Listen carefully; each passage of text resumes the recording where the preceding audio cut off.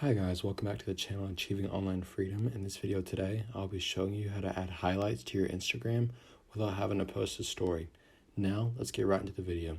The first thing you want to do is to open up the Instagram app. Once you have done this, you want to go ahead and add a photo to your story. You do this by swiping over and just take a picture for your story. Click the arrow, and then you can click share. But before you do this, you can change the settings. So for close friends, for me, I just select somebody that would never look at my actual post, just chose the one person. So then it'll be up there for 24 hours and then it will go away. From there, all you have to do is, I'll go ahead and discard this, but you want to go to your profile, click on the three lines in the top right, click archive.